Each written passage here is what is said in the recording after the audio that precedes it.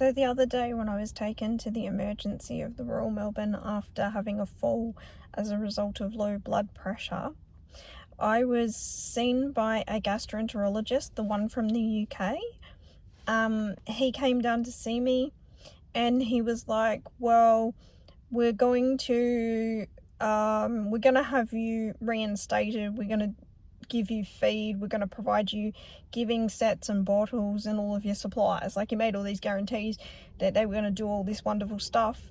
And I just looked up, and when you're that one from the UK that didn't even give me a proper consultation the first time we ever met, I just looked at him and I said, you're lying to me.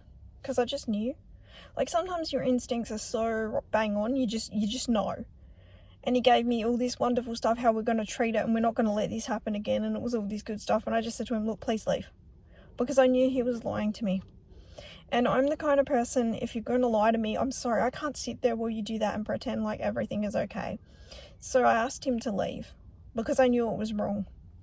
And the nurse that was with him and the nutritional people, they were like, oh no, everything's okay. We're going to feed you now. We're going to give you giving sets and all this wonderful stuff. We're not going to let this keep happening where you're going to the emergency. And I was just like, you're wrong, because you are going to keep doing it to me.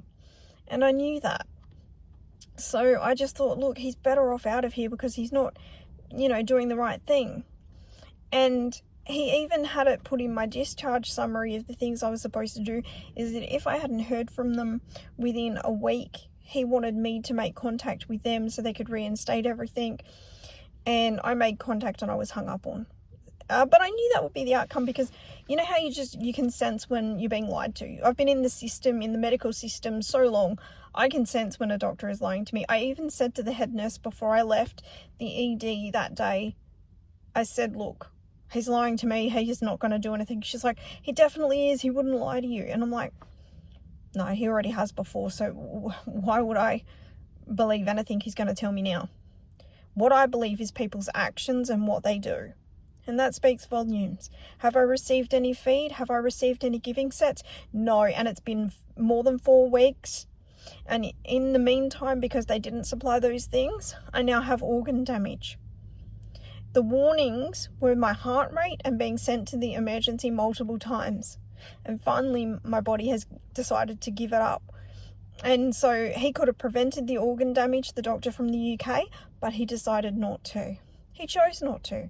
He made choices. So it's rather interesting to see that he's a considerable figure apparently in gastroenterology in the UK, but he didn't care enough about me to actually follow through with his words of reinstating these things and preventing the organ damage. But I knew that in the emergency. Let's not play games with one another.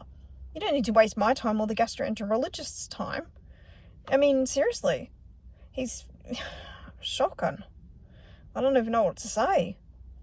The first time we meet, he doesn't even give me a consultation. And he tells me to have a procedure that's dangerous. I don't respect that. I'm sorry. So anyway, the ED didn't even take x-rays of my hand. They didn't even take care of me in any other way. They just sent me out saying, oh, your feed and all that will be here and it'll fix the issue. But I knew that they weren't going to do that. So that's the update from the ED episode with the Royal Melbourne a few weeks back.